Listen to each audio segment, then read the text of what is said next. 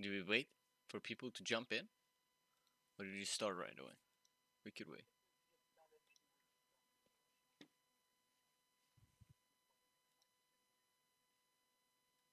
Sounds good. Sounds good. Wait.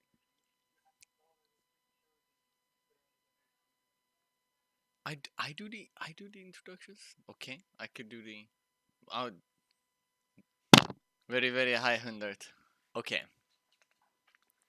Do I start the introductions now? All right, all right. Okay. So last time on our episode, we talked about um, Rimuru mostly and the patch, the big patch after Evo. This episode is a bit more focused on what has what has happened since and what is going to happen uh, in the coming 3 days or something. I don't know, or even longer than that, but mostly the patch 1.13 or 30. Anyhow, I'm Sherwin. Uh, this is Jota, and that is Barky. Uh, he's from US. Jota, Jota, where do you? Oh shit! All right, Jota, where did you live? You lived in Germany now? Yeah, and I live in Sweden. Uh, we already had our like huge introduction, so you can start, Jota. Say something. I don't know.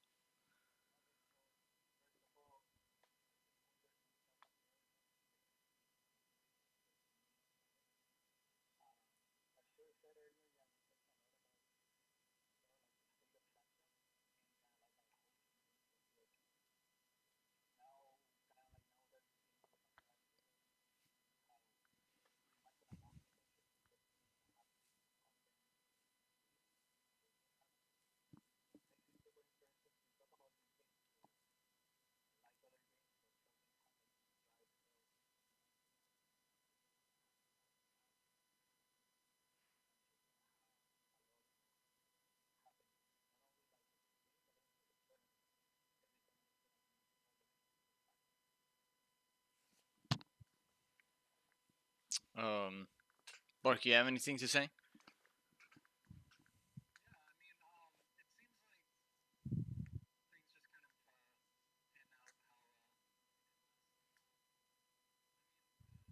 Oh, oh, wait, wait, wait. Oh my god, I can only hear. You can only hear me. All right, wait, wait. Why is that? Um, no, they can't hear you. That's on my end. Wait. Oh my god. Oh my god. Okay, okay, I'll fix it. Okay, okay. I think it's like this. No, like this. How the fuck did I fix this? Wait, it's gotta be like. No, they can't even hear you. They can't even hear you. I I need to somehow do so it's using the correct.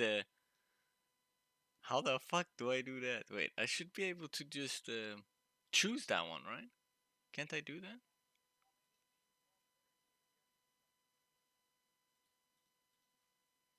Wait, wait, wait. How do I?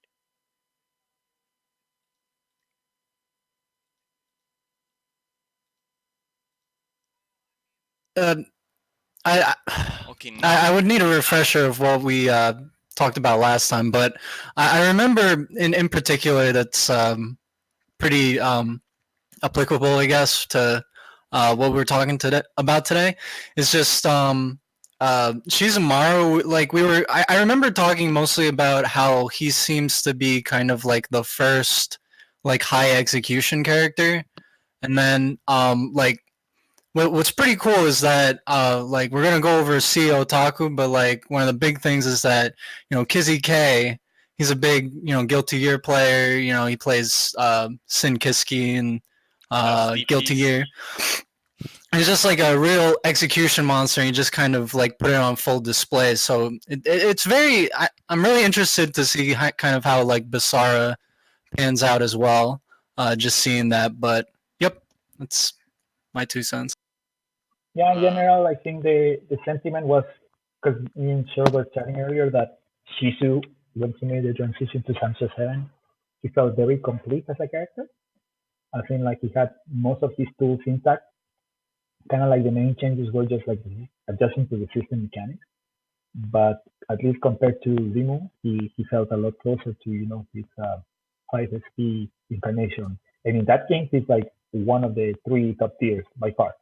So I was actually really surprised that they didn't really hit him with more stuff, which in a way is good. Like I don't like every character to have to go through some kind of like making it in a mediocre manner only then to get buffed. That's not really the way to go. Like it's in my opinion a bit better to have characters that are slightly too strong, and maybe only if they're really like a problem like Genjiro on release was to tune them down later. But other than that, like character variety, even if it comes at the expense of balance, in my opinion, it makes for a more fun game.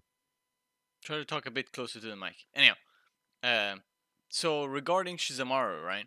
Um, he actually got like slight buffs from, like he got one huge nerf from 5, right?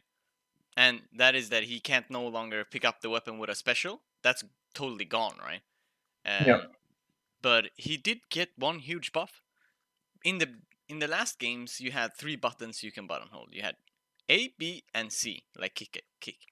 But in this game, you can also charge. You can't charge the kick any longer, but you can charge heavy. So you always have access to the kick. In the last game, you usually charged with the kick, because if you charged with light or B attack, you lost access to heavy attack as well, because it's both the buttons. But in this game, you can charge light and still have access to heavy, or charge medium and have access to light or heavy. So you have a lot better charge options, and you always have access to his kick. So you can always at all times do the go away fireball special, whatever it's named. And his slide. His slide is very good. I've played a bit of him. I think he's fun to play. He has a very unique kit, but he seems like he has, like, if he's gonna be this strong, I hope they buff everybody to be like fucking strong. Feels like, Like everyone should be Shizu, kind of. yeah, Shizu or Charlotte or like Uki. So some characters just are lucky, right? They just have it, and they just didn't get butchered. Some characters just got butchered. Some characters are just butchered.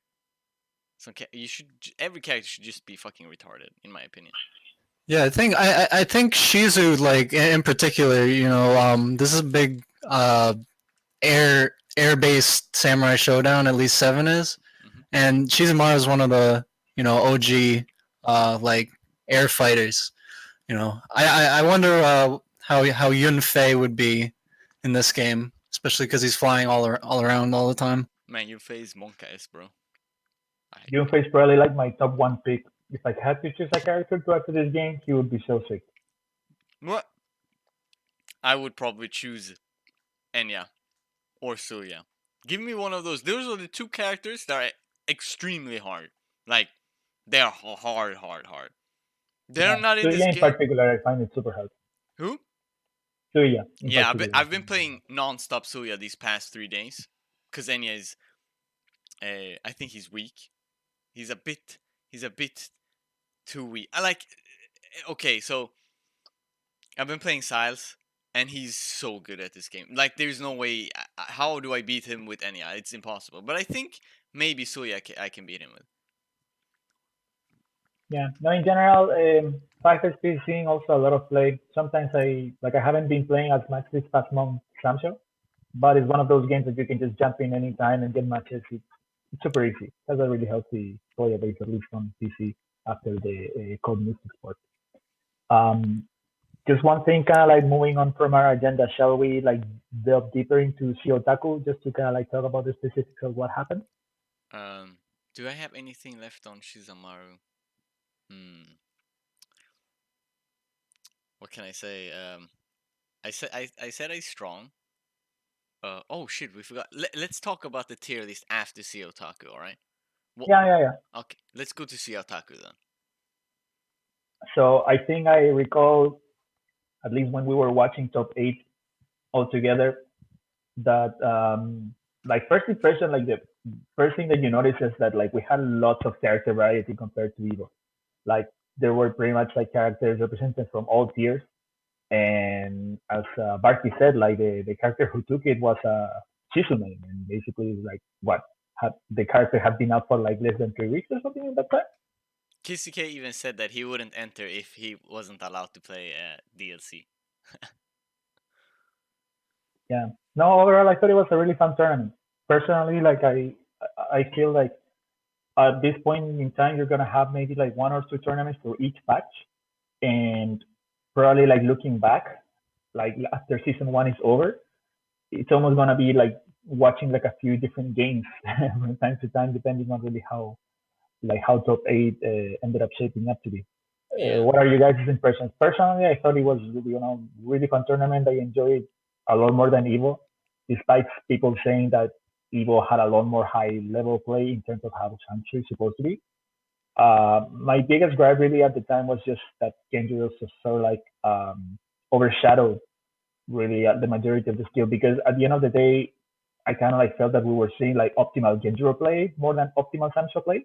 Yeah. And Shiotaku might not have been at that particular level, but it definitely got closer to like what I would expect from such a tournament to be. So I watched the entire I watched everything, right? I think it was a bit sloppy play in my opinion. Like, except I know people know I like Aru a lot, but honestly, Aru played so good. Like he was in my opinion the only one who didn't play sloppy. He anti-aired, he like punished correctly. He did confirmed his jump in so well with Yoshi. He like SSM punished everything. He played so fucking clean, man. Good shits to you, Aru. You're a god. But although from other plays, like there was a bit sloppy play. I'm not hating. I'm just like Kizuke just threw out random DPs and they didn't get SSM punished like even once, I think, which is insane. It's easy to SSM punish Shizumaru's DP. He also like got away with so many taps getting not punished. He did so many random taps and none of them got punished because he jumps back and nobody's ready. You know, you can like he's disarmed while he's in tap recovery. You can SSM. He can't do shit. You can combo into like weapon flip or like combo him. He can't burst you because he doesn't have a weapon while he's in recovery from tap. So nobody played correct against Shizumaru.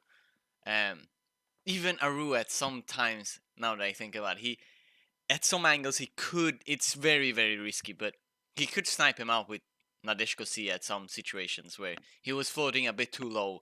Um, Against there is a specific angle. It's hard to explain, but like if Yoshi's here and he's floating not too high, but around here, you can always like snipe him with the Nadeshiko C, so it takes him down. But I think people aren't used to playing against Shizumaru just yet. He's a bit tricky.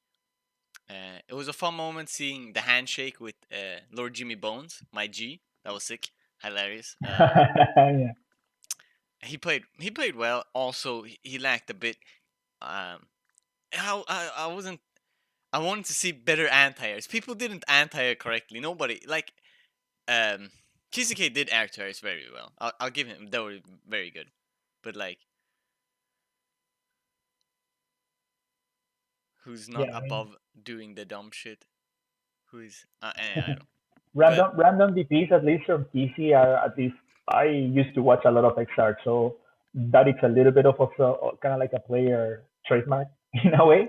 yeah, I wouldn't say that he was just like playing cheesy like that. It's almost like some players are always no front to stuff. Kind of like how you would expect Justin Wong always to play extremely defensively. Some players have yeah. like this really signature style to them. Kisuke This is loves rather DPs. aggressive. Kisuke do loves his DPs. Everybody knows that. But Shizu's DP is very punishable. Like it has a Oh yeah, million. extremely. It has a year recovery. You could. It was just a bit sloppy play from every side. Otherwise, it was very fun. We got to see some. Yeah, 100 pointing out that Shizu's extremely good in this game. Yeah, he has like no faults. Shizumaru has everything. He has. Yeah, the system plays into him so well. Like he has a very very very good. He's okay. So let me go through some stuff with Shizumaru that I noticed quick. His standing jab close is the fastest in the game. It's 4 frames. He has very good anti-airs. He has one of the best jump arcs. Very good anti-airs. A very good slide. His SSM is one of the best. He can combo into his weapon flip technique. He got fucking float. He got instant overheads. and he has like he can cross up with his float thing. I uploaded some tech. Um, he got he got a very good he got a medium DP is a very good anti-air DP. Heavy DP is invulnerable, so he got a wake up option. He has anti-air options. His air is also very strong. He has 2 cross ups. If I'm not mistaken, you can cross up with B and with C at a specific angle. Uh, he's got a okay running attack. His running attacks on the low end. His normal overhead, universal overhead knocks down, which is very good. Sets up for Oki. He has Also, a sorry fireball. to He add on has that point, it feels like all of the DLC characters that have things like the toning that they can knock down with the overhead. I'm on. actually looking forward to see what Basara does because some other characters don't really have that, or maybe I haven't really been paying attention. But I recall on release, not pretty much like all of them. No one really could get like a knockdown from an overhead. The ones that can knock down from overhead are Genjuro and Genjuro.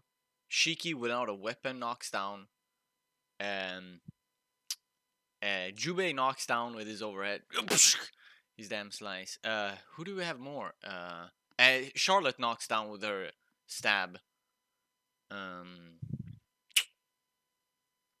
Do you have anyone else? I mean, I remember that the majority didn't. Yeah. Maybe this is something that changed in 1.20 that I wasn't really looking into. But also the fact that at least Remo, like at that time, she had one of the others because she had also hers available while disarm. If Shizu doesn't have an over like what his disarm over her is just like a regular punch, right? Nothing, Yeah, I haven't no tried knockdown that attack. on.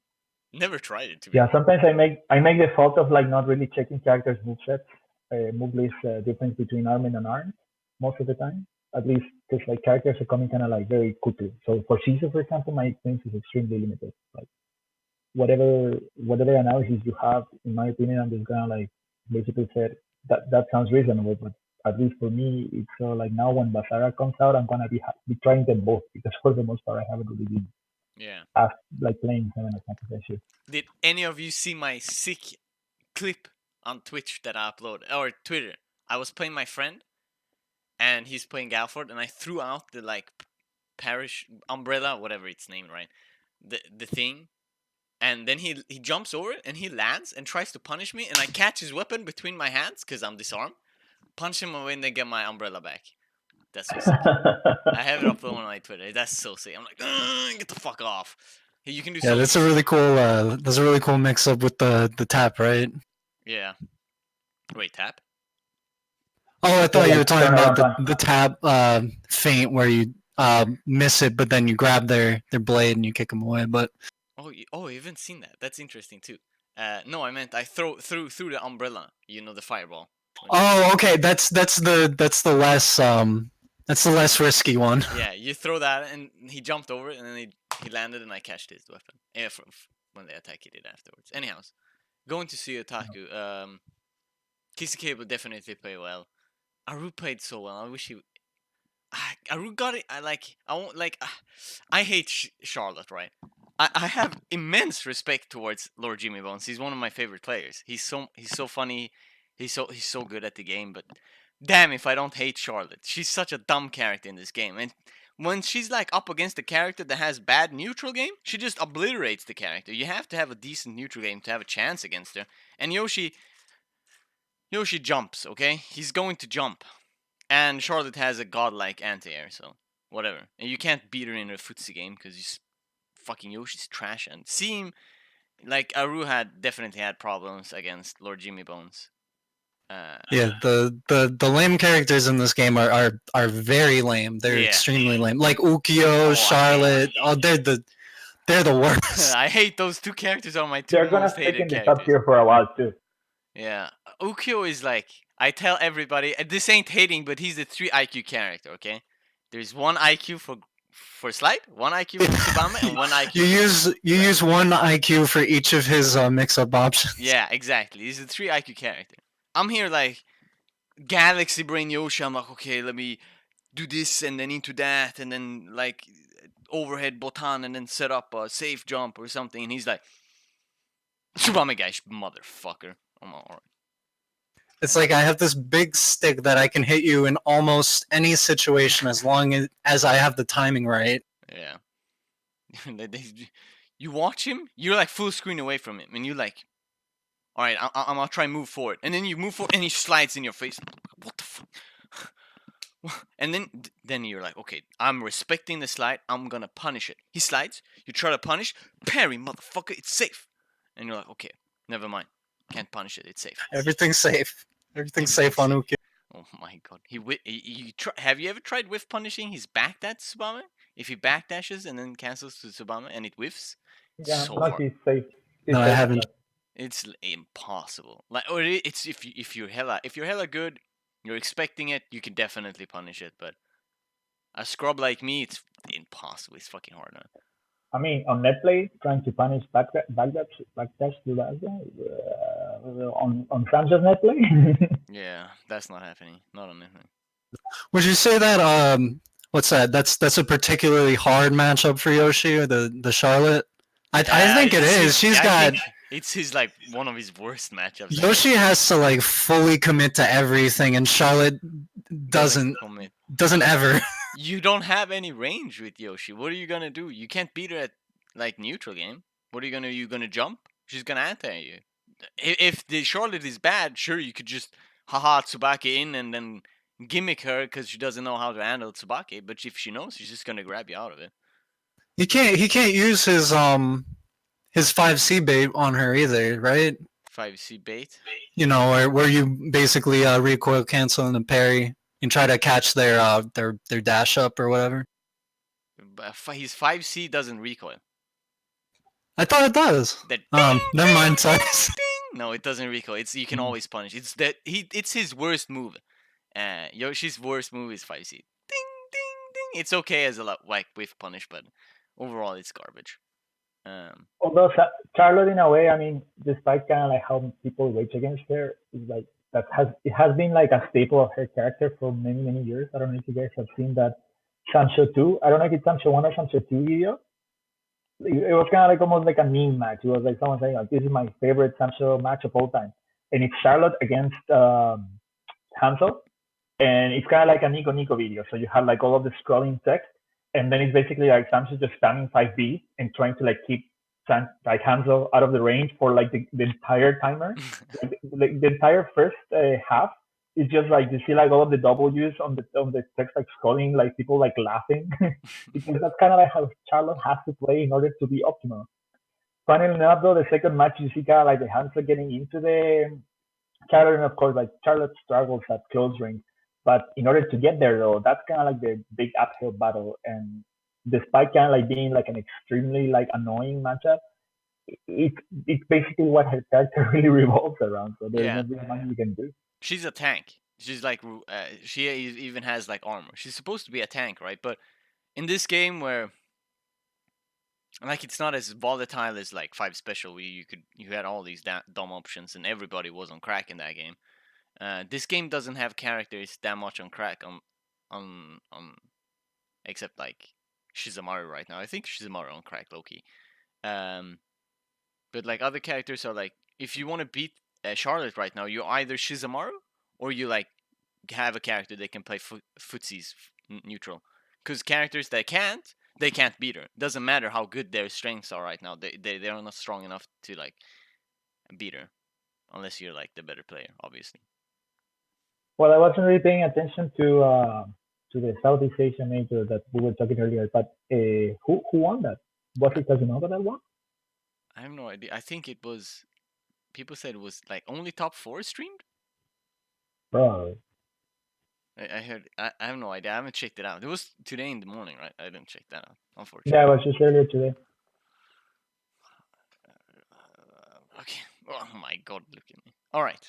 Do we want to go to the next topic, GGPO? Sure. Let's move on a little bit. Again, maybe the tier list discussion is something that is gonna be like an ongoing thing every episode, because for those who haven't really caught on yet, we're pretty much gonna be having this every Sunday before a character comes out. And usually, when a new character comes out, there's a patch note, and some of them involve like balance, like this one. We'll talk about this in a bit later.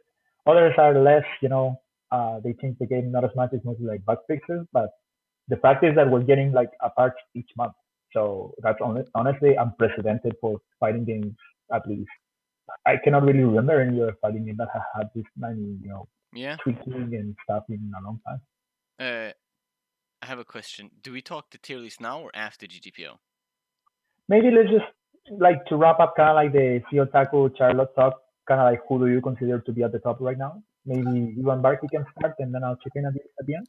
I mean, from what I noticed, the tier list really seems, at least at the tournament level, the tier list seems to slant a lot towards like these, like Jubei, Charlotte, Ukyo, like Tam Tam.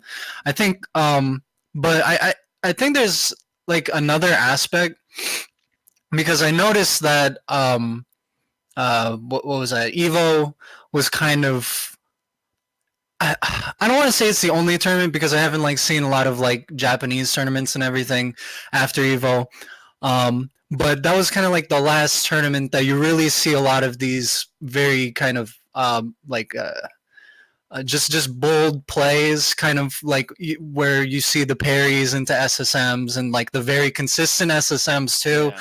You know, I I think I think on one end, like the tournament results kind of speak for themselves. Like Jubei and Charlotte are both very good. They've always have really good options, but we haven't really seen like that same level of like clean play as you were saying.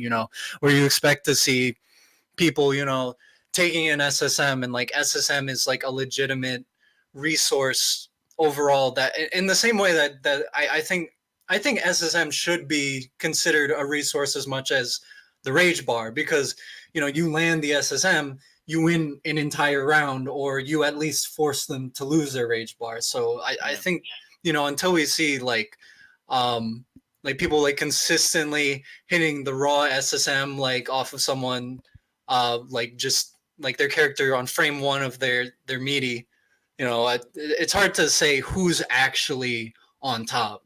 Yeah. The only like very very clean play we've seen was when Kazunoko was in Europe. He played Yoshi. That was the cleanest Yoshi I've ever seen.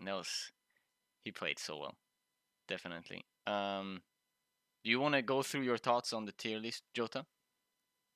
I mean, for me, I kind of like mostly agree with what we were saying earlier. The fact that Charlotte, Ukyo, and Juve kind of like have been for the most part like the undisputed dominant characters at least at tournament level. I think Shizu can get there, but he has been for the most part kind of like just being abused just due to like matchup lack of awareness. Yeah, Things definitely. might change over time. Um, Kind of like at the moment, as Barkley was saying, the most oppressive characters will be the ones who benefit the most out of like totally like style play.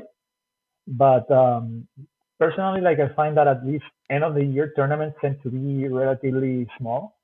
So I probably gonna like hold on, kind of like committing to something until like Evo Japan, because around that time also we'll have like all of season one characters out, and once kind of like we see the real killers showing up, kind of like we can just do speculation in between. But I really won't take anything as kind of like set in stone until a tournament of like that magnitude. So kind of like in the meantime, we can just like move kind of like the positions as patches drop. But I feel like the game will definitely have like a solid, almost concise or like something that most people can agree with.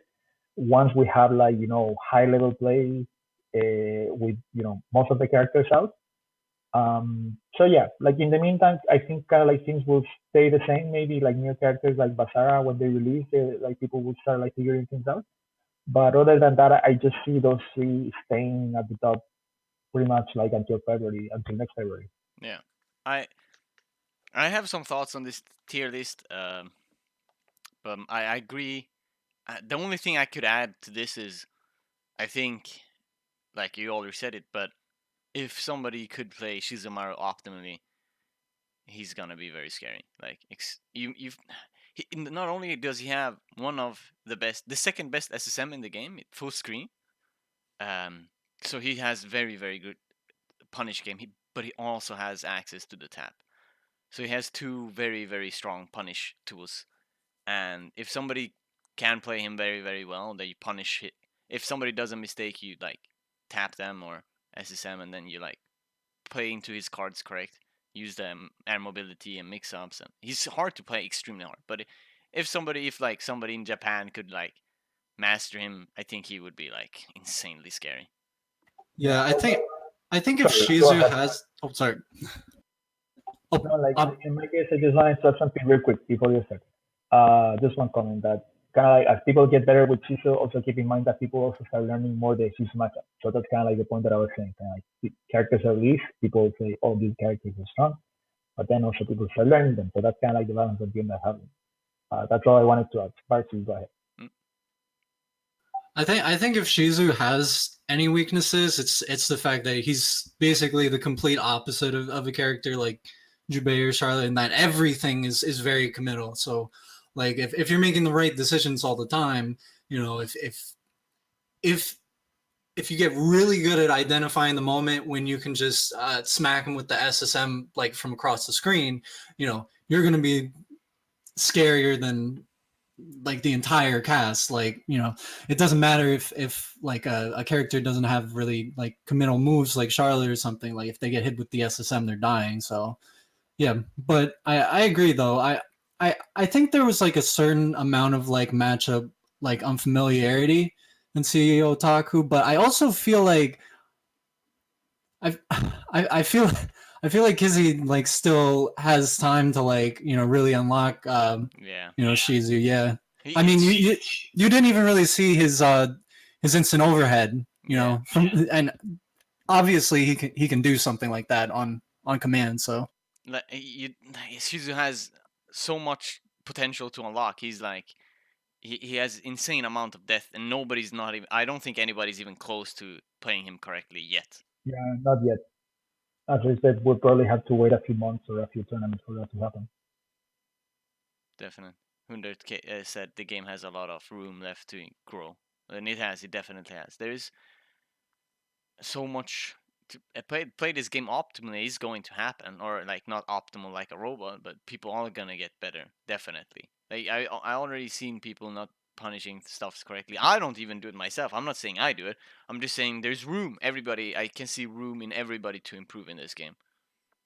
Yeah, also one point is that at least for Shiotaku that we forgot to mention that kind of like some players who had been completely new to Sancho made it there, Kizi being one.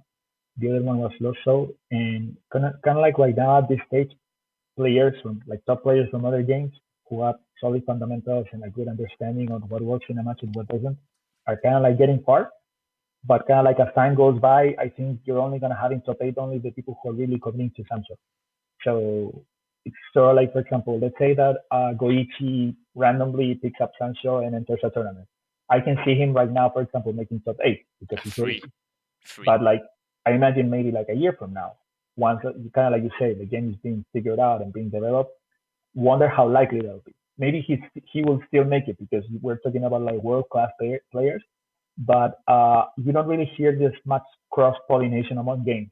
Like you don't really hear of like I don't know Punk randomly one day being like, I'm gonna pick up, I don't know, some other games like Tekken, and making it there. You guys, I think you have guys like Sonic. I think Sonic recently placed top eight in a Tekken tournament, but it's a very very small pool of players who can pull that off. I wonder if that's gonna be like a constant for Sancho later, or if then kind of like the filter is gonna be how much you have really learned the matchups in this case, or how to deal with the tough matchups of the top tiers. The thing that helps players in Samshu is such a it has so much fundamentals. It's hard to explain, but like Tekken, as a Tekken player, right? I still play a lot of Tekken. Tekken has so much bullshit and so much gimmicks. You just have to lab, just like Blaze Blue.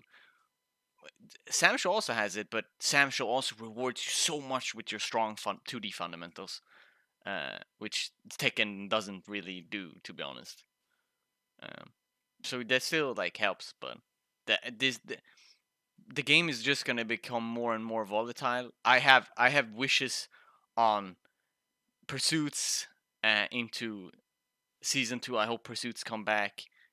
I hope I hope they make it a bit more crazy than it is right now. Yeah, sorry, I mean, what's Pursuit again? like just like a good explanation of it? Like I kind of have an idea of it, but Okay, so imagine when they're knocked down, that you have like. Have you played Tekken? Some attacks you can do only when they're knocked down, like stomps. Yeah, Ush! basically yeah, off the OTG. ground, Yeah, OTGs. Yeah. Those are basically pursuits. You can like kick them when they're laying down on the ground. You have two yeah, different versions. One heavy, which is slower, and then one fast, which is lower damage. yeah. You have characters like Shizumaru, for example, that could combo off and like pursue after they get the tornado. Or was it Hamaru or Shizumaru? I forgot. Both. And then you have characters like Rimu who pretty much like live for that. Like kind of like what so like became Kononoki in Sancho 7. Rimu players would just like try to get knockdowns as much as they could, only to like get a damage of high pursuit because high pursuit in particular did a ton of damage to Sancho special. Rimuru is unique. She has the most damage of her high pursuit. So she had like, have you seen her mirror where it's one hit and then that used to be like an anti-air, a good godlike one, because you would anti-air and the first hit would only hit and it deals 5 damage or something. Boop. But then you could pursuit after, that pursuit did like a lot of damage. So you whiff the second hit on purpose, only to hit one, and that's still in the game, but you can't pursuit anymore. So Rimu Yeah, got like exactly. shafted in a lot of small ways, and I also think like the game is like balanced around the pursuit, but it's not in the game. Like for example, let's compare Galford and Hanzo's slide. Right, they're extremely unsafe. They deal no damage. In the last game, you could do a heavy pursuit after, which net them a lot of damage, like almost 300 damage of a slide, but they were very unsafe. But Ukyo only got like a light pursuit, which is almost no damage, but his slide was a lot more safe. In this game, Ukyo doesn't get any pursuit, but it's safe, while um, Hanzo and Galford gets no pursuit, but they deal 0 damage and is like super unsafe. Yeah. It's so interesting how like the change from, because like you were talking earlier about kind of Shizumaru and kind of how it's kind of a buff and a nerf in a way by not letting him charge the tab with the kick, but it makes us remember that, oh, but there wasn't a heavy button Exactly. in 5 special. Yeah, it was And Remo has the same thing. It's kind of like a butterfly effect where, these universal mechanics that exist in 5 special were actually really important, to certain characters. Like there's one more thing, right? Rimuru throws out a fireball very slow, Tondeki, and throws. So in the old game, you could hop. You've seen the hops, boing, and you could hop to the other side of a player. So you could throw a fireball and then hop, and it would be a cross up. You hop through them. So she had like yeah. setups to get these cross ups and all these bullshit, right? Right now you can like get all that shit by running on top of the opponent and then running back because she has like a really fast run speed. I've seen that happen a few times where you get a knockdown, you throw like a ton like but a full screen, and then you would start running again and only like at the last minute go to the other side. But that was also really role dependent, so it's not really the same. Yeah, But it's a kind of like hop was consistent at least, and they were used a lot. Like no hop yeah. and no pursuit nerfed her so much. The It's thing about five special though is that the game itself is an anomaly within Samsung. Like it's not really the blueprint of what other Samsung games did at the time. Sometimes I think that kind of like these games are coming first in a way because you have Samsung 1 and 2 that sort of like build upon each other. Then you had 3 and 4 that started like the wacky combos and you had like tons of infinites and all of this crazy shit. And then you have 5 and 5 special, which also like tackles the formula differently. So it's really hard to kind of like, I guess that was also really like a challenge for the team when making a new Samsung, like kind of like on which Samsung do we base this game? Because a lot of people are very fond of 2 and 5 special. But actually, I think that we discussed that in an earlier episode that this game itself is very reminiscent of Samsung 4 too, from control scheme to kind of like how a lot of the mechanics work. But even so, it lacks some really fundamental or things that were kind of like present across all of the other games, which is rolling or stuff like the sword gate, like the Kenki gate from previous games. yeah. So, like, just kind of like before moving to the GGPO talk, like this game is entirely, it's gonna be its own beast. I think kind of like years from now, like people will definitely like won't really be able to compare it with other samples. Because right now, for example, the new Guilty Gear, everyone basically saying, will this be a continuation of Xrd or are they gonna go back to the Blackboard? And kind of like Arc System Works has been saying for a lot of their PR statements that this is gonna be like completely a brand new GG, which has players both, really hyped or really worried. So I think that's kind of like also like a tonic for a lot of these sequels that they want to try something new, but at the same time you cannot do something extremely new while keeping the same way because at the end of the day you end up angering a lot of like the old school fans. Yeah. So really we'll see what happens. Um, did you have anything to talk, Jota? You know the best about this GGPO thing. Do you mind?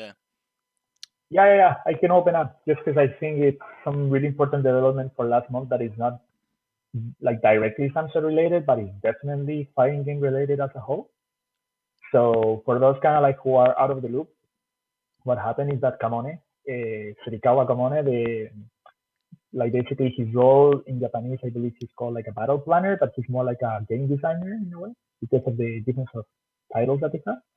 He had like this really simple question on Twitter: is like, how does rollback work? Like how does one implement rollback method? Um, and people were like, holy shit! Like Japanese devs are asking about rollback. Like, what is this timeline? So people were just like tripping themselves over asking like the Canon brothers, who are the creators of GGPO, and Mike Z, who was kind of like one of the earliest adopters of GGPO. And the whole thing just set like a chain of events where the GGPO website, just for some extra context, had been out of service for many years because the technology was available to use, but it was kind of like this almost like an inside thing from the Western MGC in a way. It's like developers would reach out directly to Tony Cannon and then he would, I guess, hook them up with a license or something like that. But there was no kind of like a company front or like a contact form that people, in this case Japanese, that could use.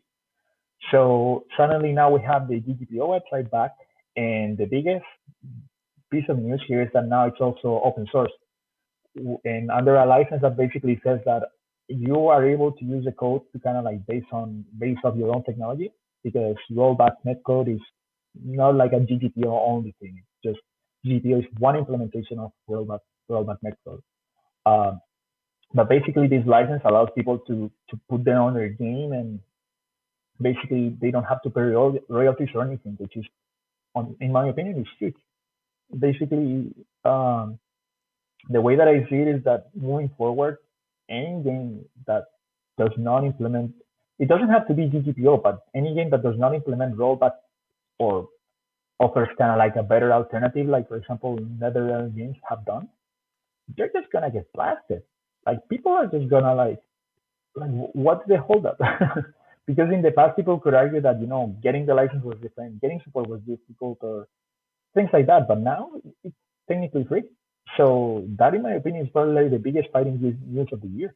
Like it's open source. If you know it's open source, if you know it's there and you don't take it, like oh man, you need to rethink your life options, bro. I don't know what you've done, what you smoke, but you need to go back and get that GGPO, man. I love netplay. I'm a netplay warrior. Oh, I've been playing offline. I was introduced to fighting games offline, and I go to weeklies every week. But I'm also online warrior. I love playing online.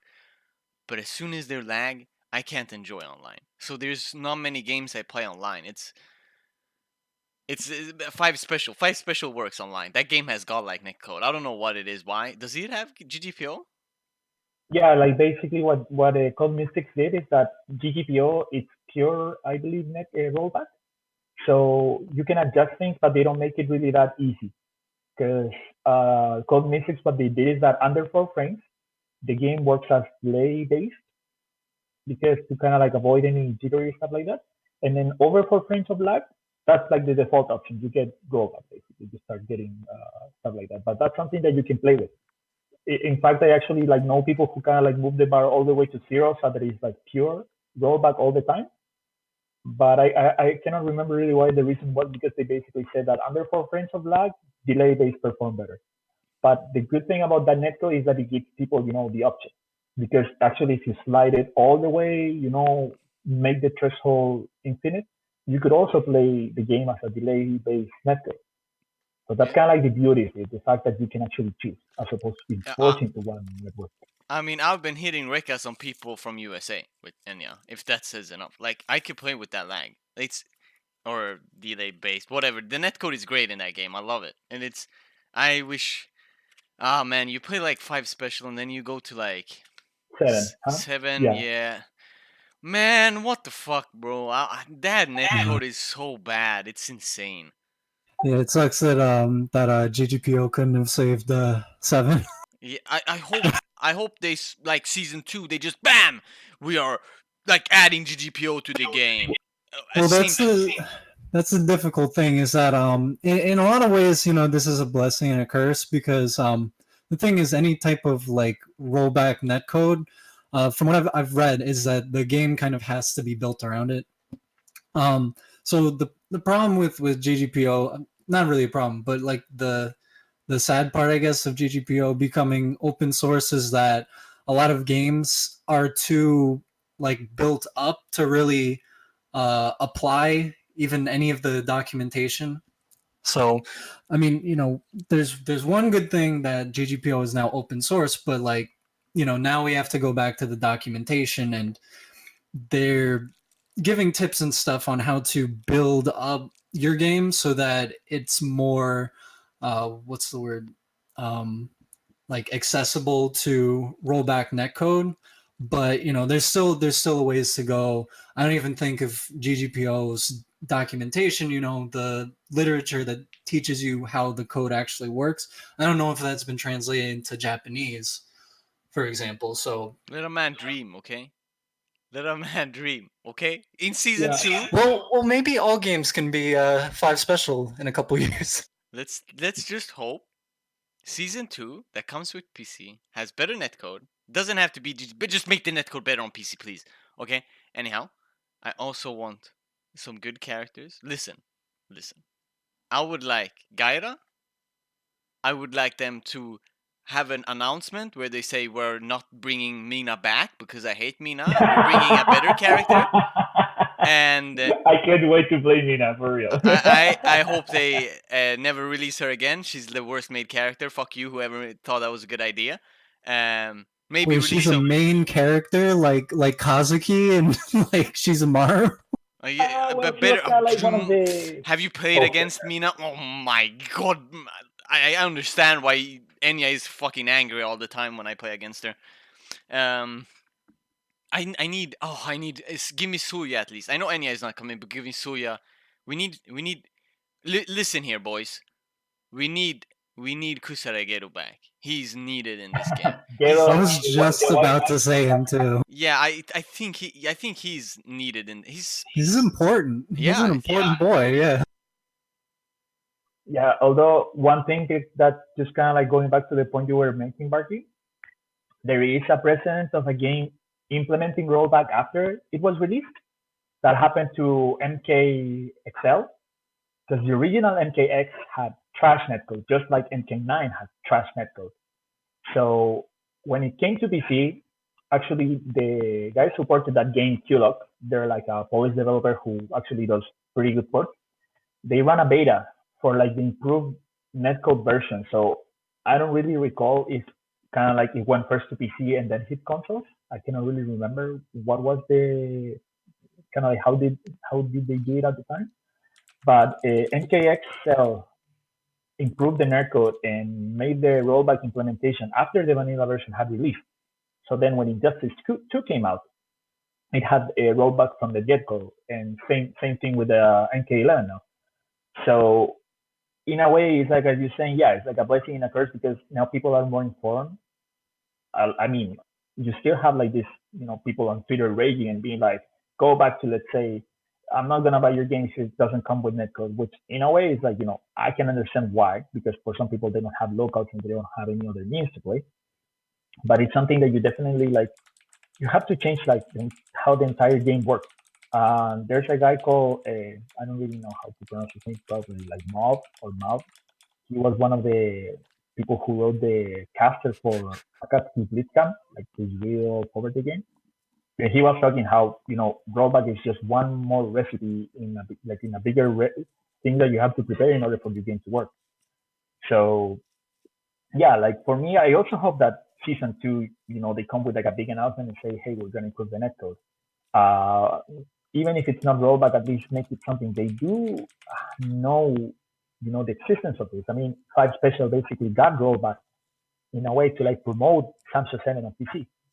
So they're not really kind of like alien to this technology. I mean, it's kind of like almost an insult to the intelligence of Japanese devs to pretend that they don't know about this. They know about this, but it has to make financial sense too.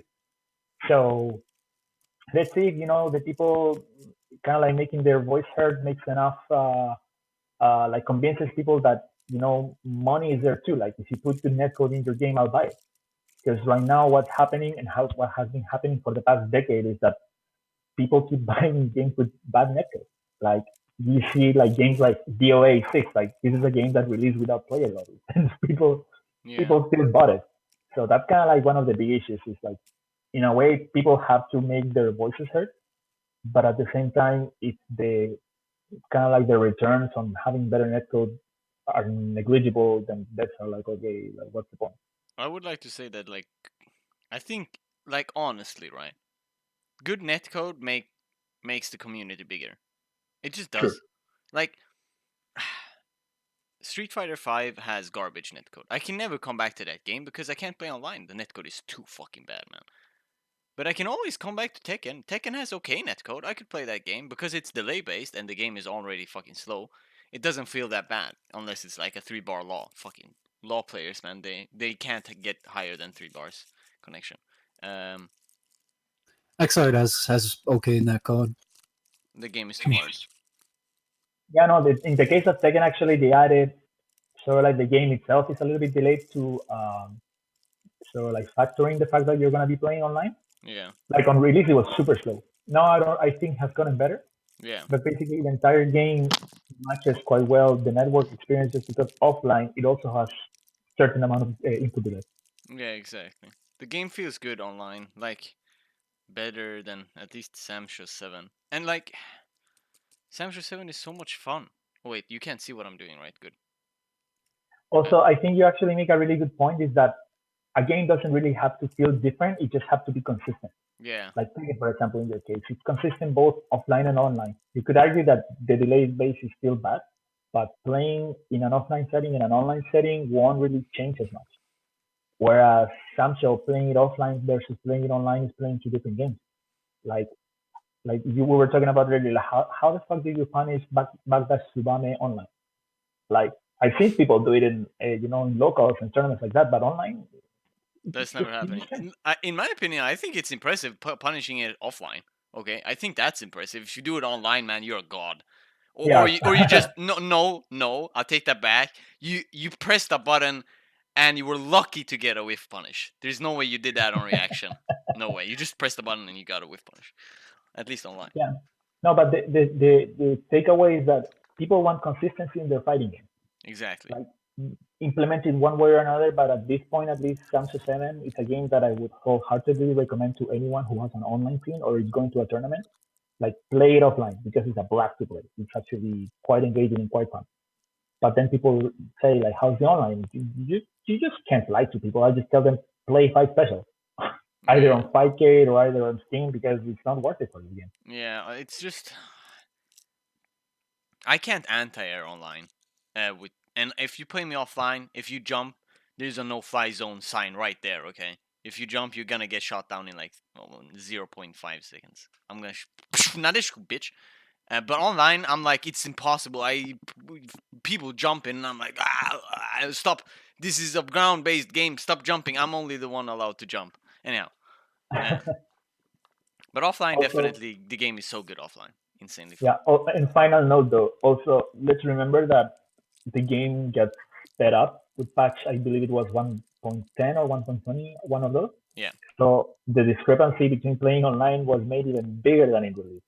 Yeah, So exactly. Now it's the, a lot the faster. It's harder. the faster a game is, the twitchier it is, the more reactions it requires, the more evident the netcode becomes. Or Ex- basically, the netcode pretty much falls apart. Kind of like the biggest difference that you have. Yeah, So I exactly. really hope that this move that they did for GGPO to be open source really like lights a fire under developers' butts, and they start paying more attention that they cannot just design games for offline play only, especially in current year. Yeah, that's true. Do you want to go to the next topic? Yeah. Patch 1.30. Patch 1.30. This patch adds a DLC character, Basara. We'll go to him later. Balanced characters, interaction during the battle have been made, and fixed minor issues and features. Right. Uh, okay. So I'm gonna start with saying, my boy Yoshi has one of the best anti-airs in the game. It's Nadeshko C. It's godlike. It's so good. It covers so many good spacings. Uh, when Yoshi's in rage, his low becomes stronger, right? The A version, but it's on C, so you lose your anti-air. When he's in rage, you just lose your anti-air for some reason. I don't know who thought this was a good idea because Galford's dog. Aru pointed this out in a tweet. Aru's dog. No, oh my god. Galford's dog C version is the anti-air, the one that flies down. When he's in rage, his rush dog, the running one, becomes boosted, but it's still on A. So your EX version is on the A button, like quarter circle back A. But Yoshi, his low gets boosted, but it's on quarter circle C, quarter circle forward C. So you lose your anti-air, and I'm hoping they change it so you still keep your anti-air when he's in rage. I think it's such a dumb design that I'm losing my best anti-air because I'm in rage. What kind of design is that? Anyways, they did not fix that. Instead, advancing medium slash resolved an issue where the hitbox would disappear mid attack. That has never happened to me. So Yoshi got fucking fucked. But who cares? Shizumaru also got a nerf. Yeah, it's not.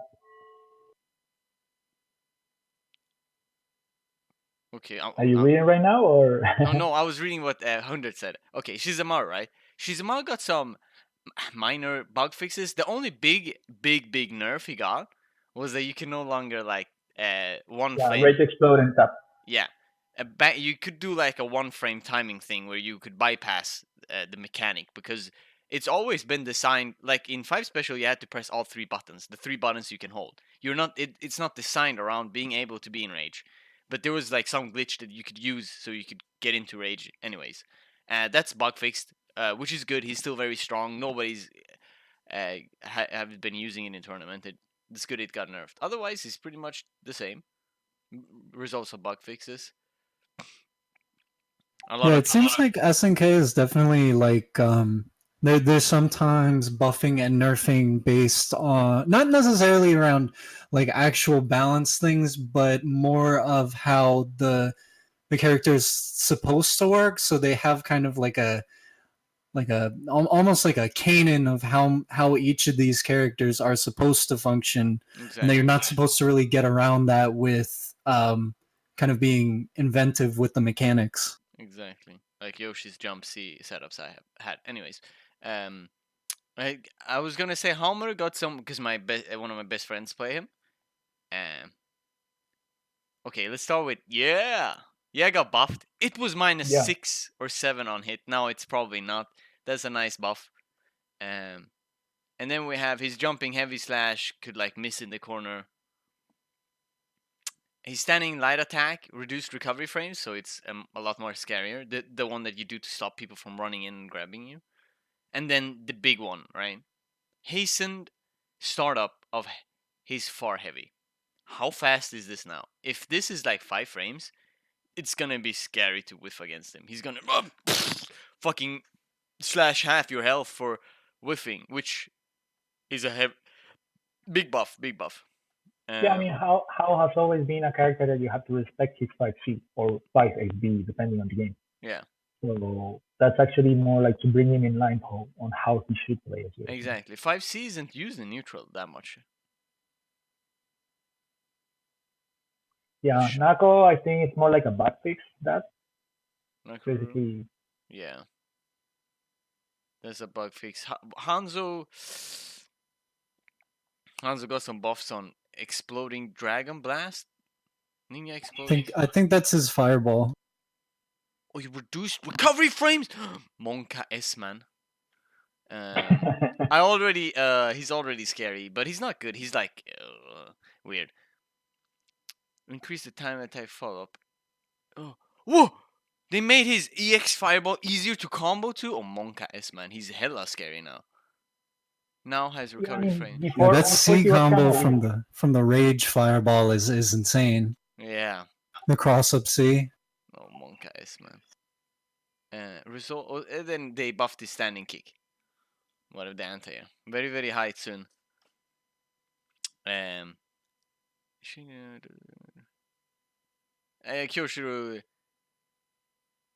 Kyoshiro whatever. Tam also can Yeah, do whatever. yeah, same Earthquake. with Tantan. Okay. Tantan, it was just a bug that someone actually posted on Twitter. This was really interesting because this honestly shows how much like devs are reading impressions of people.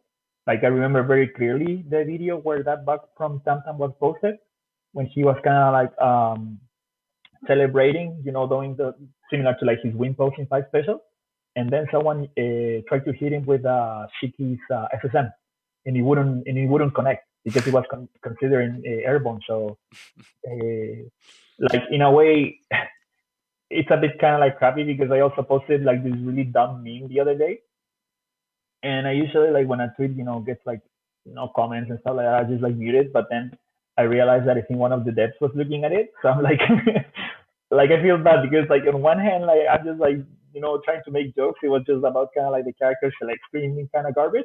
Mm. But then it's like, oh man, like I don't want like these people to like see this kind of crap from me. All right.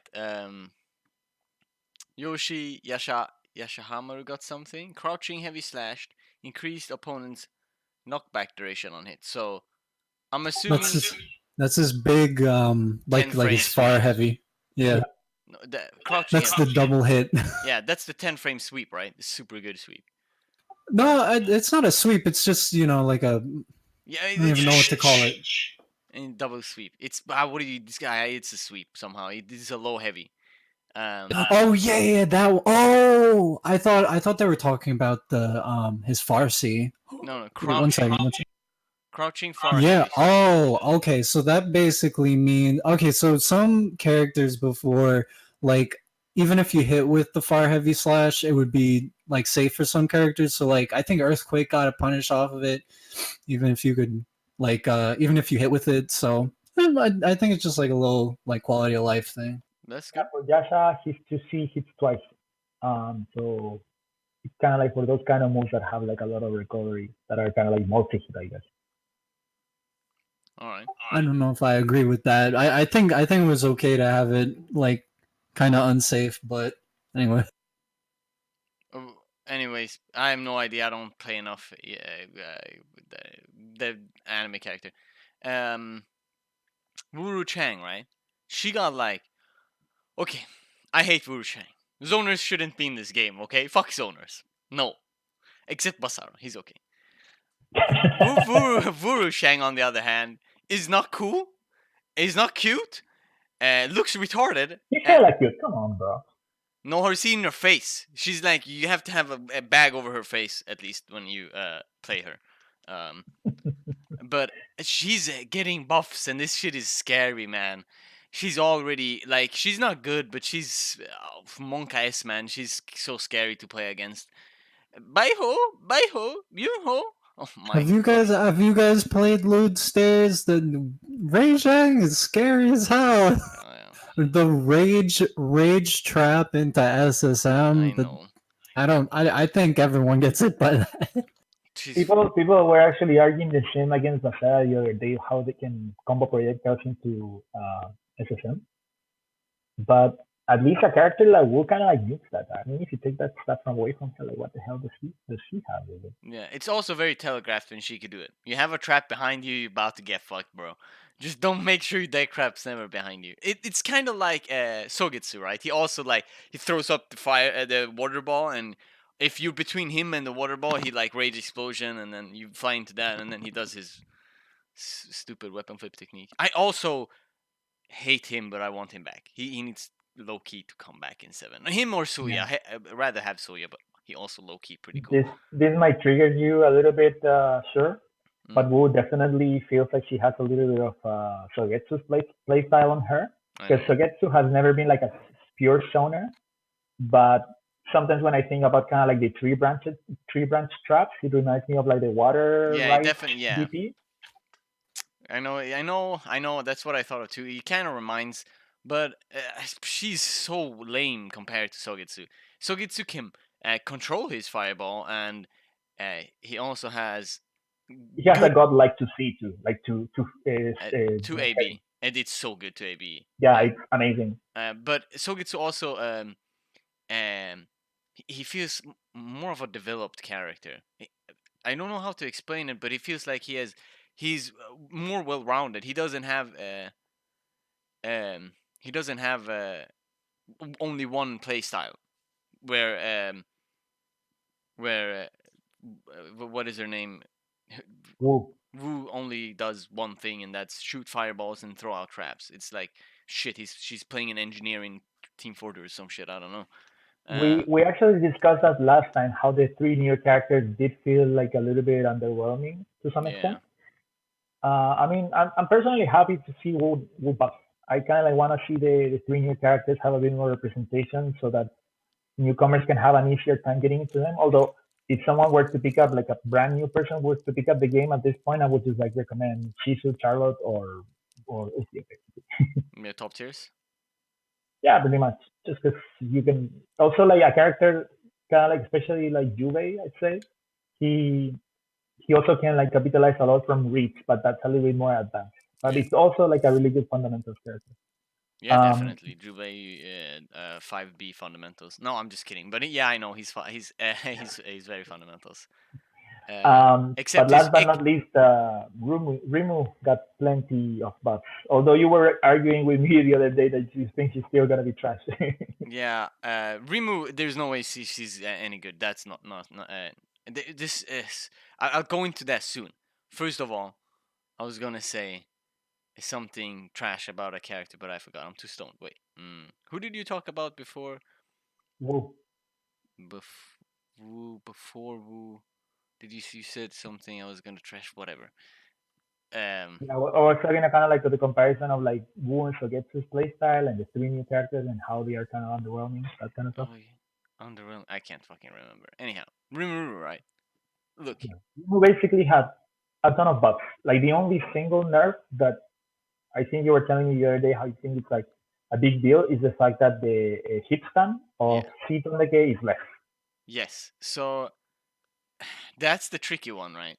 They decreased the knockback duration on hits, which is very scary because um this uh this gives her less time to confirm. It doesn't matter if she has slower recovery when the fireball is in the air because she runs up, but when it hits, it's gonna be uh, less plus when it hits. And like, I don't know if that was really necessary. I hope it's one frame, so it's really not nothing. We can hope it's one frame, and then like they reduce the frame by 30 or something, and then it's be a really good buff. But we don't know. They could reduce one frame recovery and then reduce 20 frames on hit um duration. So you don't know about that one. Ubon Yeah, Borob, the last one, Upun Borb. That the Mash. That's just the Mash Kagami? move. No, it's No, the just mash. six Okay. XSS. Like Okay, it just basically that fixed was a bug. that was trash anyway. Who gives a fuck about that move?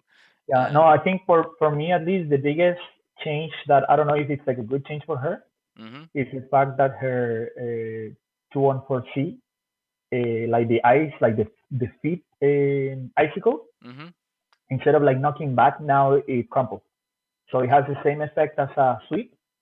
And at least in this game, Nemo really just her main goal is to like take opponents to the corners to start running her mix-up train. So Mm-hmm. that was one of the easiest moves to confirm to take opponents back because um, kind of like out of ADP you have to commit a lot. That move, both those moves could be combo of what you call five, any of the B flashes, but kind of like I don't know. It just feels like limiting moves that allow you to take the opponents to the corner hurts her. hurts her in the sense that she cannot really like run mix-ups as easily. Because what you want to do is also restrict the amount of uh, options that they have during rolling. And rolling in mid-script, you're just taking gambles with her. So let me get this straight.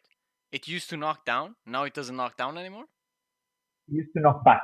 So basically, when you hit an opponent with 2 and 4C, they would get like slightly knocked back, and then you can just from there, if they roll forward, for example, you could set up like a platform, but chances are that they could roll back and get back to the corner. Now it works exactly just like a sweep, so they will crumple on the spot. Oh, that's a nerf. Exactly. Like some people were saying in the channel that that's a nerf. Some people were saying that, well, maybe now you can also use the move in the corner. Personally, I really don't know what to make of it. We'll see. It's hard to tell, but there's also one big change. Two big changes. Advancing light attack is now cancelable. Can you Yeah, combo? 668. Yeah. Is this? Are you able? If she has a running punish, that's insane. She has like, let's be honest, her running punish is garbage. What are you gonna do? 6C? It's not good. If she can run, cancel into the DP or something, that's a huge buff. Uh, Especially if she can Well, combo into the rage one, that deals a lot of damage. that was one of the things that you could do in five special. You could combo 66B into the DP Mm-hmm. because 66B was plus. So you could usually like catch people pressing buttons on you, and then you would take them kind of like really easily to the corner and heavy pursuit from there. 668 is definitely like a really big. I mean, it's probably like not nearly as nice as having plus turns on 660, but 668 definitely has a lot of reach, a lot more reach. So if you can possibly combo DP out of that, that would be great. Yeah, Definitely like one of great her whiff, biggest stuff. great whiff punish. Yeah, I mean, I feel like that's one of the big things that makes Shizu so good is that the dash B into DP. cancelable. Yeah. Yeah, I have, and not every character are blessed with that. Like Yoshi can do it, Hamaru can, Genjiro can, Shizu can. Is there anybody else who can run? Well, Yoshamaru doesn't have one of those, but he is fast enough to Run stop. basic. Yeah, he can do a really good run up. Like he does his 6-6 B isn't cancelable, but he's fast enough to do a run up. But it's tight, yeah, I know. But you want consistency is a lot more important than he can, because you're not always gonna be consistent. Well, I mean there was a change where it used to be that you had to dash cancel into like you do a micro dash into his dash cancel, but now like Yoshamaru's fast enough that you can just like run up to them after throwing them, and then you like basically like bump into them, so you'd stop instantly. So it's a lot more consistent now. Yeah, but I mean like overall in neutral. Let's say somebody whiffs something and you want to whiff punish. It's hard to do with them when you have to Yeah, like I think Remo could even have like an anti-air in that too now. 6-6 A anti cancel.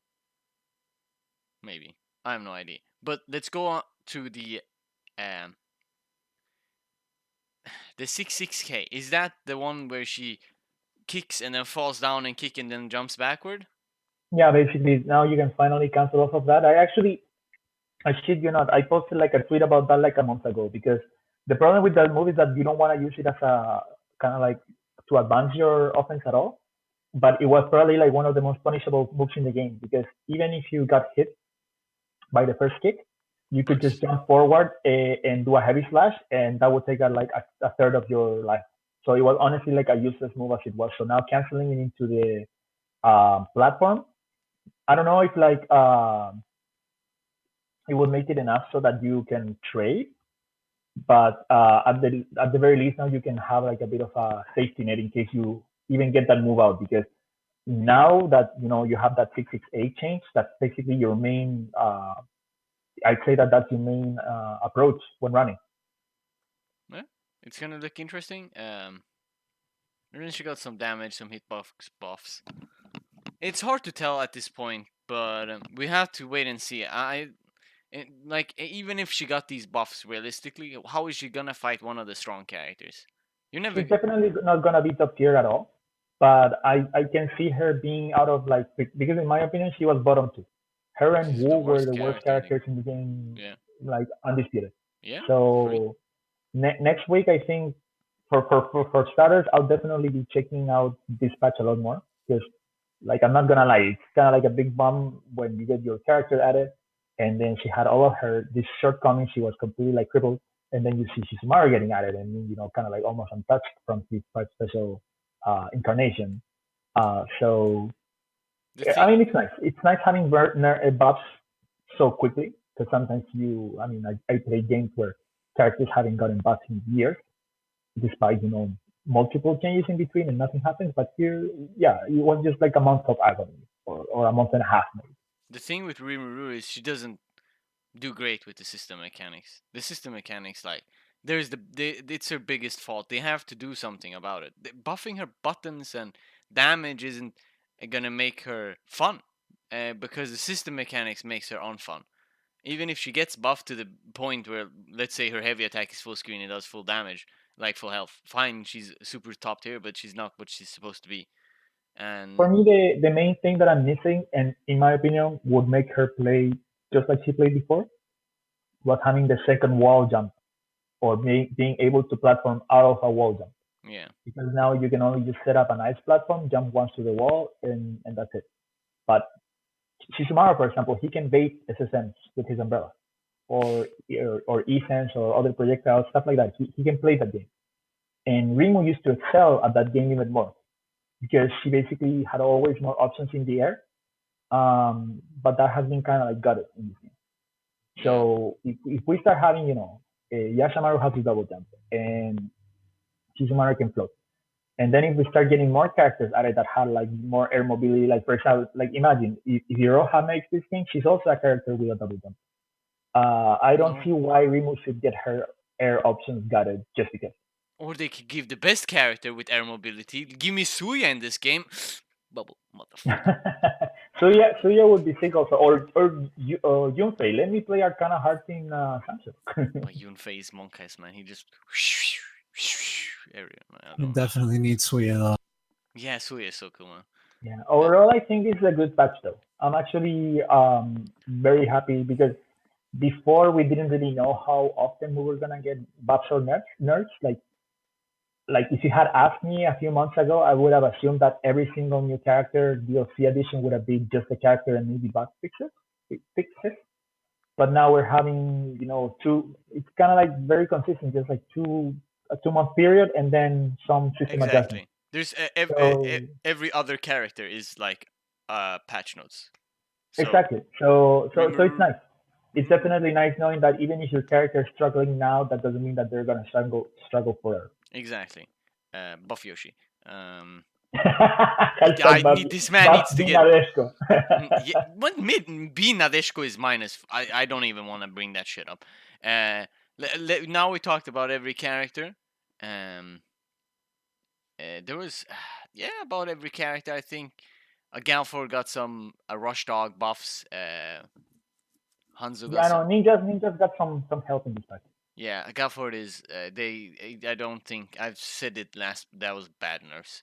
Anyways, let's go to the big boy, the yokai, whatever the spirit, the piece of shit zoner who's coming in 2 days. Yeah, Tuesday.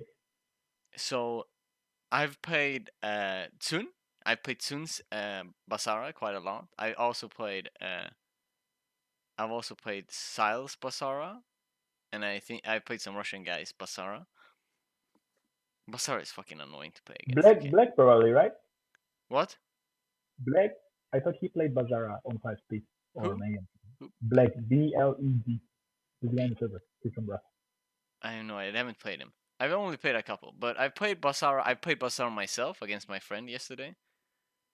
Um, some Russian guy. I don't know. He is Russian now. How the fuck am I supposed to know?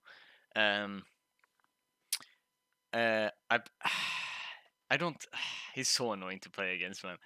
When you play He's, like, he's basically like a pure mind games character almost from what Pretty I much. can see.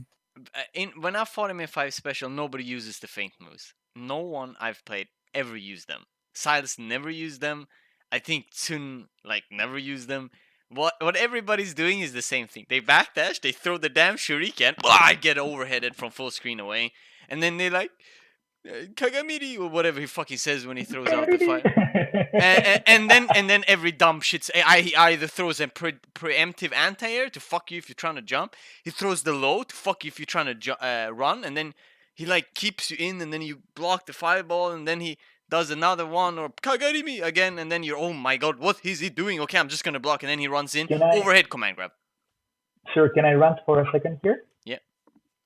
One of the things that kind of like it's nice having a little bit more spotlight in this game, but sort of pisses me off, is that you get all of these like people who have zero understanding of Samsung, and they watch, for example, in this case, like the Dengeki stream, they post like a hot take on Twitter, and then it gets like viral, and then you have people like all of these people spouting all of this nonsense. So, for example, for the shadow clones, I don't remember who it was. I think it was Gatorade, like that a guy from KOF, who, of course, I mean, he's a good KOF guy, but him and other people I've seen post some really like questionable tweets about Samsung. He was saying like, oh, like like the shadow clones. I wouldn't say that it was kind of like exact wording, but it would have been like, this is gonna be tricky, or it's gonna be hard to deal with. And then it was like those like 300 like or whatever, like 500 retweets kind of tweets. And then I found it really funny because like like the guy, like the Samsung 3 guy, he sort of like quote retweeted. It was like, pay attention to the camera. Like that's all you had to do. Like the reason people don't use the shadow clones because the camera follows the character. Yeah. So if the camera does not advance when you're throwing a shadow clone, it's because you're standing there. If the camera follows, then you can punish. And again, it's just like one person giving like a level-headed explanation on why these things happen.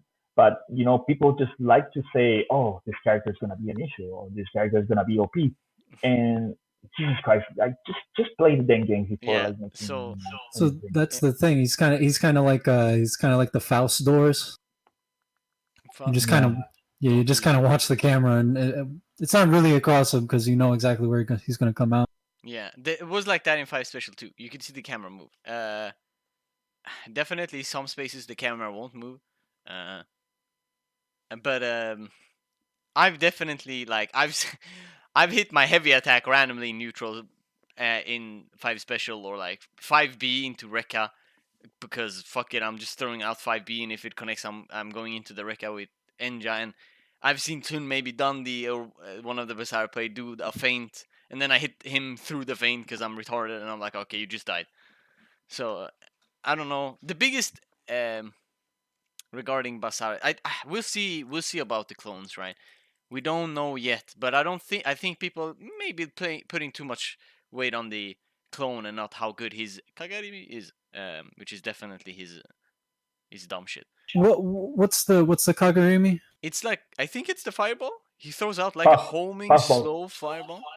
Wait, is that the one that you can basically control? No, you don't. Like you don't control it. It just homes. It goes in an arc. It comes up and then it starts kind of like going down. Yeah, and this shit has a year block stun and a year hit stun. It deals 10 damage, no damage, but he got so many dumb shits, right? Hey, what people do in 5 Special is they throw out Kagarimi and then they run up and do weapon flip technique. You're gonna block the weapon flip technique. How are you gonna punish it when the ball is coming towards you? You won't punish it in time.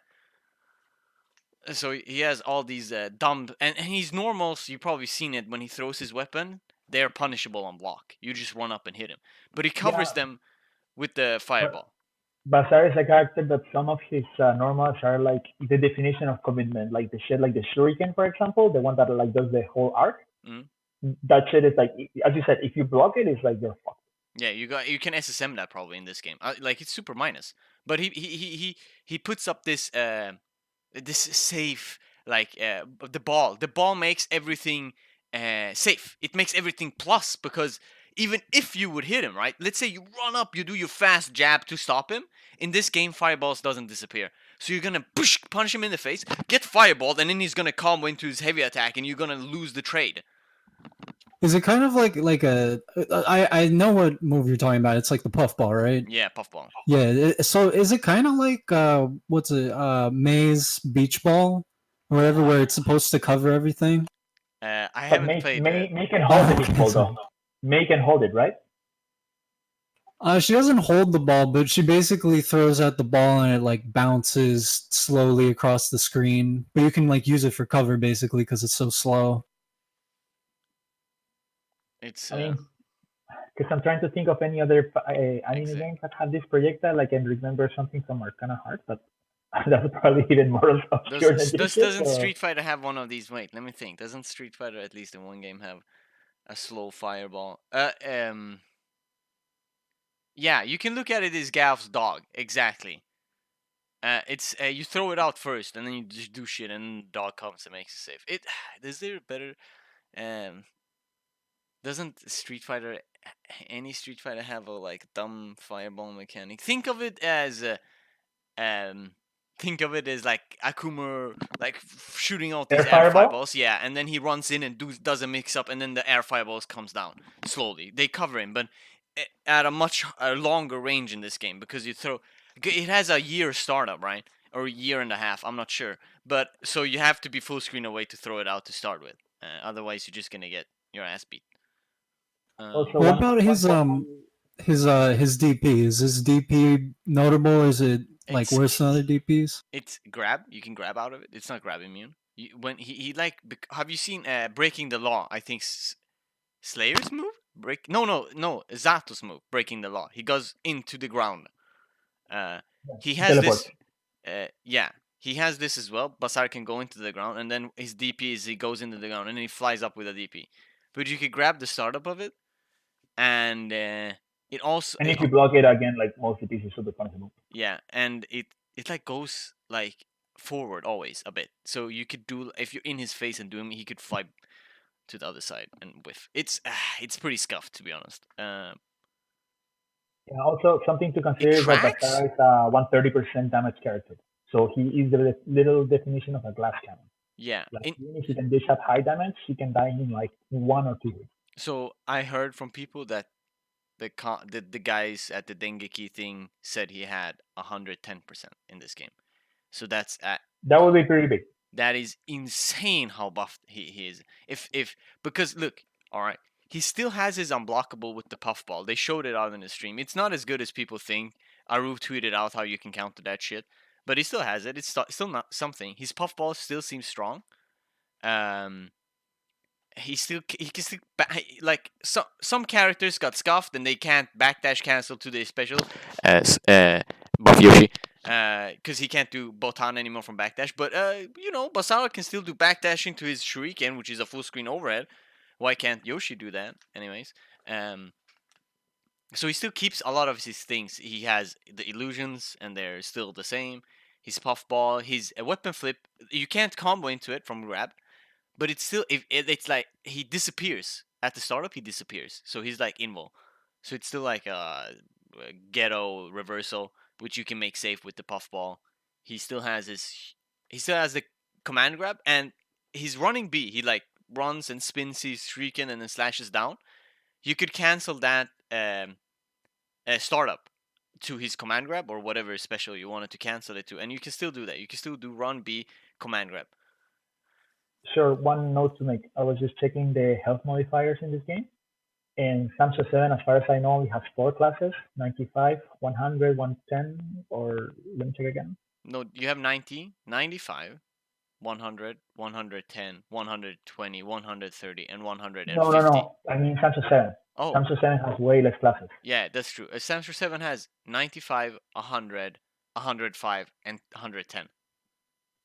Okay, so kind of like Basara could probably be a 110 character just because there's less gap on those, unless you have his new class, for example, like 115 or 120, which would still be above compared to 5 special. Yeah, definitely. I mean, what are they gonna give Mina 110? No fucking way. That's not okay, No, no bro. way. No Yeah, way. Mina in 5 special was 150, right? yeah. She's the only one with Rekka one shots her.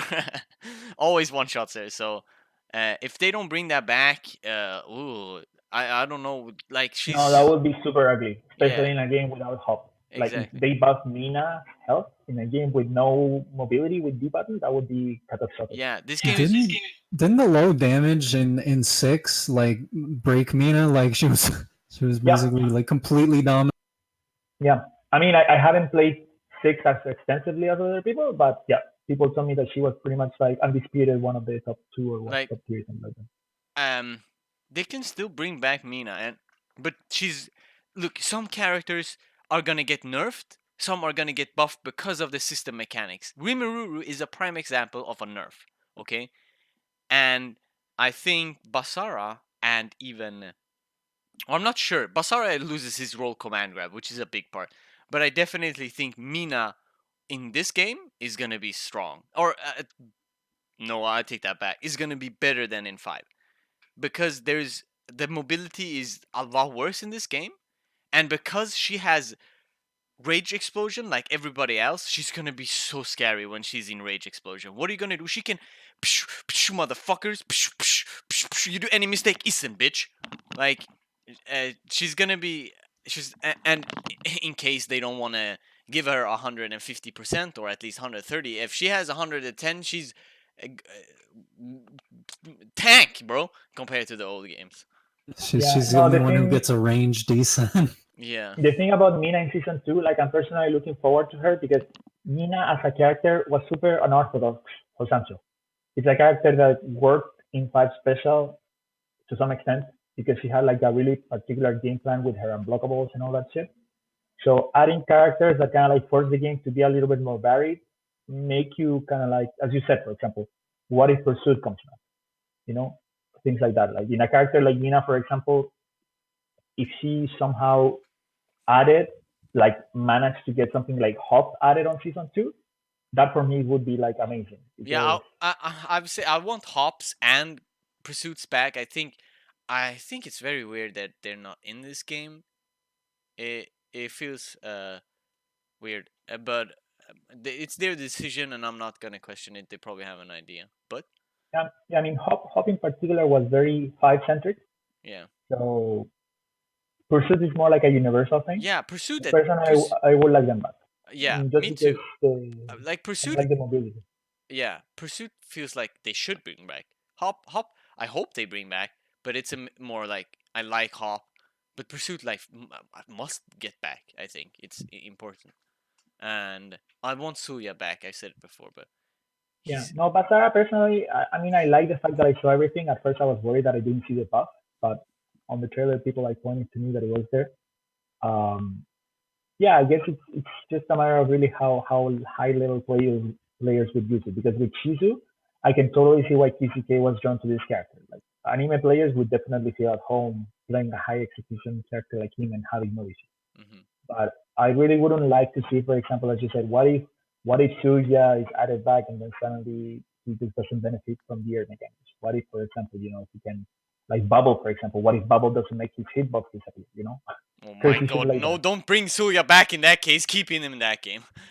It's kind of like you want the characters to be back, but you don't want them to lose what makes them, their identity. The Yeah, Samsha 5 Special was a game of like a character game.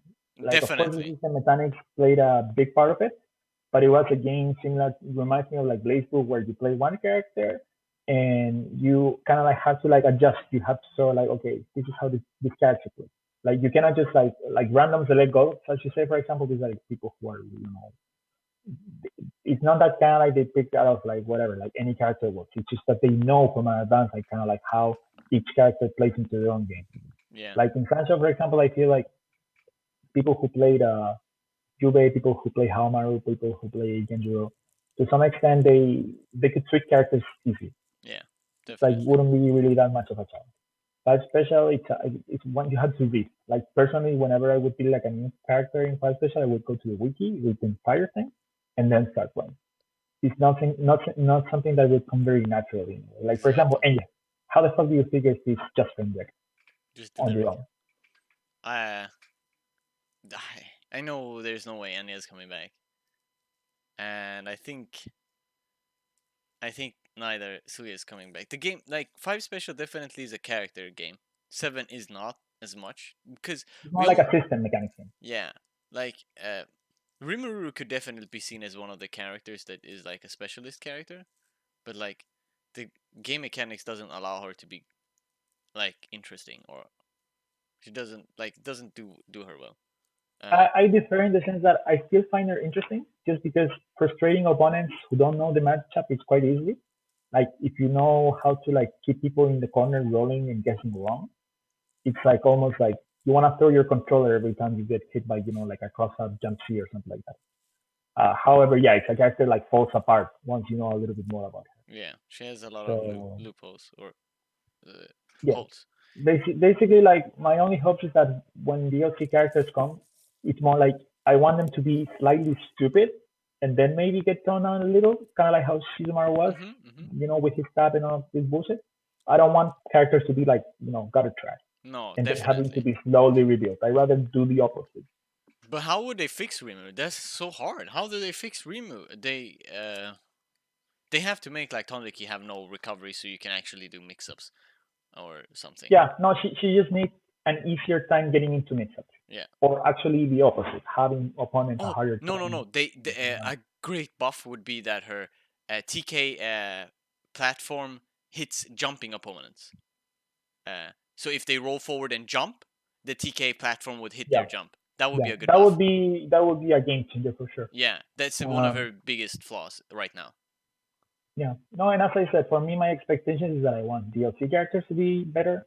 I want the newcomers to be better so that people have an easier time getting into the game. That doesn't mean that everyone else should be trash. It's like no, just have people like I actually have like a really good quote that I like from the designer of Kohime Embu. He said that he specifically makes his games unbalanced because he likes to see the community figure out how to like beat the top tier. Like he said that, for example, one of his favorite games was Vanilla Street Fighter 4 because he was like, seeing how people were dealing with Vanilla Sagat in those days. He found that really fun.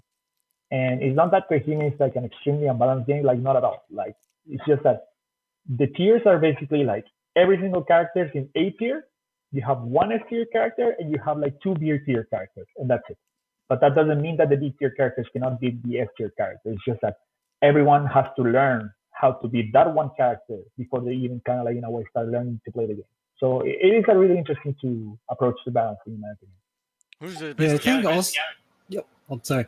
I think also, like as you were saying, I think the balance is really tied to kind of how the community develops the meta. I think Genjiro in particular, like I think the whole community kind of like definitely respects that Genjiro is like still pretty high up there, but um I feel like the meta of Genjiro hasn't really like shifted very much, like compared to a lot of other characters. Like Darlie got like a huge buff, and then but and But I think like Genju got nerfed and then Charlotte took his place. They play the same, almost the same. Not as fucking volatile as Genjiro was, but definitely the slower game pace, right? Hammer was the fast character, yeah, yeah, yeah. But they nerfed the shit out of that, so that's gone. Yeah, like a lot of patches can go both ways.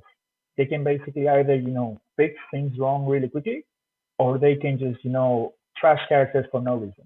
Yeah, Like Yoshitora. It's not that he's trash here now, but like he's good. the nerf didn't make any sense now, and they don't make any sense now either. Yeah, he was good. He was volatile, and his jump C might have been too crazy, but there was a lot of nerfs like 66A and the command grab nerf just doesn't make sense to me at all. Why would you nerf his command grab? I feel like it's just I think their balance decisions are partly just so that there are things happening that someone just stumbling on Samurai Show and they're like, oh, but I was holding block, and I still got chipped out by the thing. I mean, it's not a good reason, but it's not a good reason. I agree with you. This is so weird. The nerfs are so weird, but we'll see. Um, Basara looking lit, to be honest. Uh, I'm definitely, uh, I'm definitely gonna play him a lot. Yeah, Basara looks really good. He definitely does not look like he's gonna be as crazy as Shizumaru. I think when we were first like just seeing like Shizumaru's move list and it basically didn't change from 5 special, everyone was like, "Oh well, he's gonna be exactly like 5 special. He's gonna be top tier." I think Basara is gonna be like more in between compared to Rimu and Shizu. Like, he's got a DP, but it's not like it's probably not going to be like a very like a top tier DP No. and stuff like that. It's yeah. So But like, they're doing good with Basara. I was very concerned about Shizumaru, but Shizumaru turned out great. He turned out what I wanted him to turn out to be honest. And because Rimuru turned out to what I really did not want her to be. So I'm really happy that both Shizu went great, and I honestly think Basara is being he's being very close to how he should be played. Rimuru was the only one who got gutted so far, or from what I think at least. You know that kind of like Dark Souls meme that says kind of like when you beat the game and then you suddenly like read that message in the ground that says the real Dark Souls begins now. I feel kind of like with the DLC characters that happened to Sancho because Sancho had a really vanilla roster. Even the newcomers were kind of like very toned down. They didn't really have any wacky stuff. But then now you added Rimu, got it in a way, but yeah, okay, she's a character that could get away with some shit in the corner.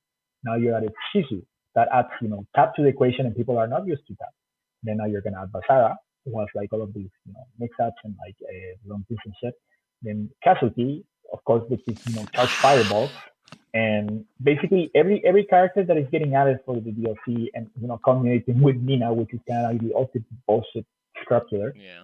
These are like all Samsung characters that have very Unique playstyle. unique unique playsets, exactly. So people who keep parroting that shit is like Samsung is a footsies game, Samsung is an honest game. Like I Slow don't know, movement. people who have never had to do like unblockable Reka, or like unblockable like card setups with Genji or shit like that. Just It's wait. like Just wait until Gaira comes and so he blocks a jump in and he starts swinging you and you lose half your health and like yeah, what? That was a punish on my jump in? Oh my god. Samsung has always had a lot of gimmicks, Yeah. and people need to like learn that like games without gimmicks sometimes they don't end up really fun. Yeah. Gimmicks Like like it can, gimmicks is not the right word because gimmicks are stuff that only works. Or I guess I would call it like bullshit. All characters yeah, have bullshit. every And character deserves their good share of bullshit. yeah, Hands of bullshit is Five fun. Special is a character where like all of the bullshit is cranked up to like a million, and it somehow still works. Yeah, I think Marvel is a. I don't play Marvel, but I know people love Marvel. I have one of my best friends, the Homer play. He loves Marvel 3, Marvel's Capcom 3. Right? People love bullshit. That game is filled with bullshit. Everybody Yep. has tons of bullshit, and it's so unique because yeah, there's some combos or like teams that are very good, but you see like Apology Man playing this his weird infinite team with like what was it? I think Doctor Doom, Firebrand. No, that was in three, not in Infinite. No, I'm talking about three. Infinite is Okay. I don't know which game that is. Um, but in three he has that unique team. People play three at my locals. I've never seen. Don't know what game Infinite is, but the No, last. Europe plays a ton of three. I was super surprised when I came here to see that. Yeah, so three has all of this bullshit, and people love Marvel 3. It has so much bullshit, and people love the bullshit. Bullshit is fun. It's fun. It's just how it works, and I think Samsho needs its fair share of bullshit to the lower tier characters. Definitely. Yeah, I mean, basically, I think maybe the approach that they're taking, as I said, since the DLC characters seem to be kind of like crazy, is that they're just kind of like trying to warm people up to this. So the roster being kind of like base roster being toned down, but then suddenly DLC characters are adding more and more spice to the equation. Season two definitely is gonna be. We can see whether it's gonna be a continuation of that, or maybe they're just gonna bring some classics back as well for nostalgia's sake. Um, but that being said, yeah, no, like so far I've been really like pleased. The major kind of like the elephant in the room is just the netcode, Yeah. but not all hope is lost. I think the developments of the last month have been extremely important for the SBC as a whole, and SNK seems to be rather receptive to people's complaints. Whether they will act on those, yet to be seen. Maybe Sancho is a lost cause. I hope not, but at least cause 15 could be, uh, have like rollback exit or something like that. But I would really like for Sancho not to get ignored once that game releases, because personally I see myself playing more Sancho even in spite of KOF, coming out next year, Yeah. most likely. I hope season 2 has volatile characters. I hope Soya comes. He's like the most weirdest character in the game. He needs to come. But otherwise, it's looking pretty good. I think we've talked through every topic right now. Do we have anything left? No, I guess just maybe kind of like just kind of like letting people know that moving forward, because now we're gonna have this is character DLC number 3 that is gonna be released in Masara. So pretty much like what we had agreed upon, just letting people know that we're gonna have this podcast the Sunday before a new character comes out, because that usually gives us material to talk about, and there's usually like a 2v1 tournament that happen under the current patch. So for people who have been listening to us, well, first of all, thank you. And also keep your eyes peeled for like DLC character announcements, because that means that we are also gonna go live with some thoughts and commentaries and hopes and dreams and all that shit. So yeah, I mean from my end, I don't really have anything else to say. Got anything, Barky? All right. No, I think I'm looking forward to Bazaar. I always like I, I always look forward to the DLC characters coming out, because it definitely always, every time a DLC character comes out, it's like the number of games you can play with your fighting game is multiplied Yeah. by the whole cast. So every DLC character is worth looking forward to. Exactly. But other than that, I'm good. I think it's gonna look spicy. I don't have much else to say. But check out Barky's YouTube and follow all of us on Twitter. Wow. All right. Well, it's your job to set us free, sure. So just turn off the stream whenever you want, I guess. All right, I'll turn it off. Goodbye, guys. Okay, guys. Thanks for tuning in. I'll see you next month, probably.